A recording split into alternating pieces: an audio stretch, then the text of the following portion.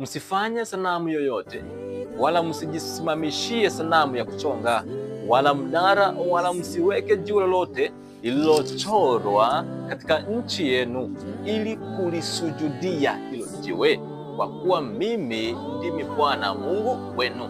Zishikeni sabato zangu na kupastahi patakatifu pangu, mimi ndimi Bwana. Kwa hivyo Mungu alikuwa ameshawaonya, msije mkajifanyie sanamu ya kuchonga, msije mkaona miungu mingine ila nani? Ila Mungu. Lakini kitendo cha kuchukua vyombo na kupeleka katika nyumba yake ya miungu yake, hapo tayari kulikuwa na ibada ya sanamu, kulikuwa na ibada ya miungu. Tayari walikuwa wameshatoka, na Mungu alikuwa amewaonya kwamba iwapo mtapeana vyombo hivi, hakika nyinyi Waisraeli nitawatia mikononi mwa mataifa, nitawatapanya. Alikuwa ameshatumia, alitumia Musa kuwaona mfano.